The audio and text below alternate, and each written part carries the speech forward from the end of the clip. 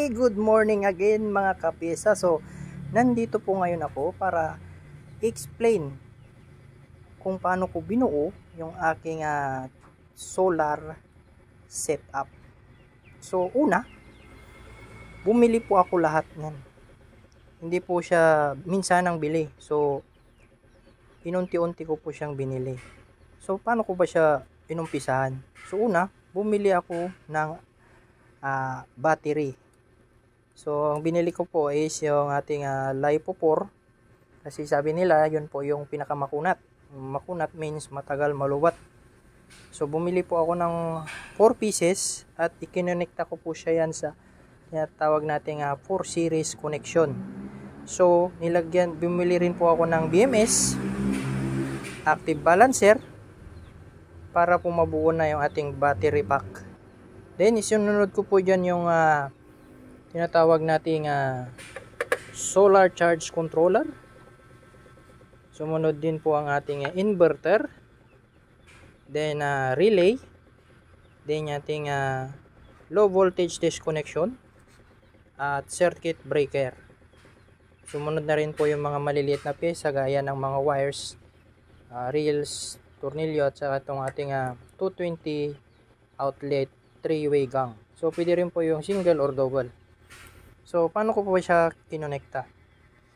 So, bumupo muna ako ng battery.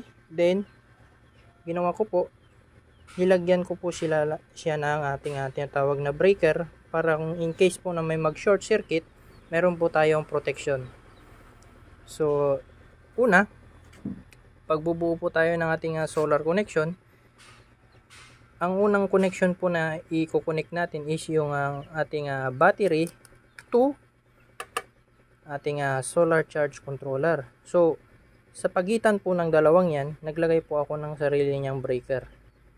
So, ito po yan. So, ito po yung output ng ating battery papuntang breaker. Then, papunta po siya dito sa ating solar charge controller. So, makikita naman po natin dito sa solar charge controller na mayroon po yung nakalagay na battery. Ito po yung anyang positive, negative. So, nakadugtong po yan dito sa ating positive ng breaker. Katabi niya is yung negative. So, yan. Positive, negative, positive, negative. Ganon din po dito sa baba niya. Positive, negative ng battery. Then, sumunod po ang ating solar. Yan. Nakalagay naman din po yung logo ng solar dyan. Positive, negative. So, ito po yung kanyang breaker. Positive, negative. So, dito po sa baba, dito nyo po idudugtong yung solar panel. So, pasensya na po, nabubulol. Then, naglagay din po ako ng isa pang breaker para naman po sa ating tinatawag na low voltage disconnection at ng relay. So, paano ko ba yan kinonekta? So, ang connection po nyan, yung ang relay. Okay, pag natin konti yung ating camera para hindi magalaw. So, yung ating relay, makikita po natin dito yung ganyang input, yung ganyang negative input, saka positive input. So, ang input po natin dito is 12 volts po. So, kung ano pong volts ang input natin dito, yun din po yung lalabas dito sa ating digital indicator. So, ito naman po yung kanyang output, yung output negative, saka output positive. So, yan po, nakakonekta po yan dun sa maliit na pin dun sa ilalim ng ating relay. So, yung pinakauna, yung sa pinaka left is yung kanyang negative and yung katabi niya is yung positive naman.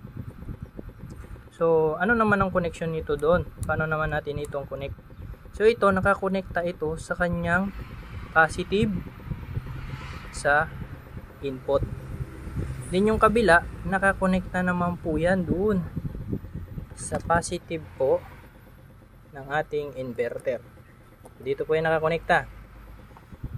So, another is itong nasa left na malaking part ng relay na connection is magkasama pong nakakonekta ito dito sa ating susundan po natin yung wire. Papunta po yan dito sa ito po yan. Ito. So, ito yan. Papunta yan dito sa positive ng ating isang breaker. po yan. Magkasama po yan sa positive ng input ng ating low voltage disconnection. Then another is itong isang wire na to, nakakonekta naman po yan dito, papunta yan dito sa positive, papunta yan sa positive dito sa ating breaker, kung saan po yung positive ng ating battery. Yan. Okay, so yun. And another is yung negative ng ating isang breaker, didirekta yan dun, papunta sa negative po ng ating inverter. So ang kasama po niyan is yung negative naman po ng input ng low voltage disconnection. Okay, so yan. So paano ba natin siya paganahin?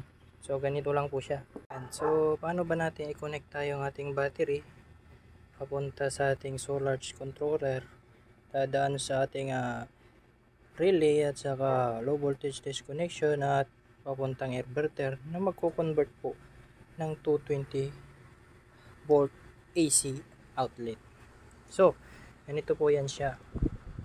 So ito, kukuha po tayo ng output dito sa ating BMS, sa ating P positive at saka P negative. So ilapag ko muna yung camera. Ayan. So ito po yan, yung positive saka negative. Konekta lang po natin yan dito sa ating positive, negative ng ating ating breaker. So pag in-on po natin to, mag-on na po itong ating solar charge controller. So meron din po akong ginawang jumper para magkaroon po ng power supply itong ating isang breaker. Papunta naman po yan dun sa ating low voltage disconnection at sa ating relay. So pasensya na po sa background, merong maingay na aso. So umpisan po natin. So i-on ko po. Okay, so yun, karoon po siya ng indication. So meaning meron pong 31.1 na volt ang ating battery. Then pag in-on din po natin itong isa, mag-on din po itong ating low voltage disconnection at ating relay. Then papunta yan po dito sa ating inverter. Pag in-on po natin to, yun, kakaroon na po ito ng supply ng 220. So, paano po natin malalaman kung gumagana po yung ating 220 volt AC? So isasaksak po natin itong ating mini electric fan.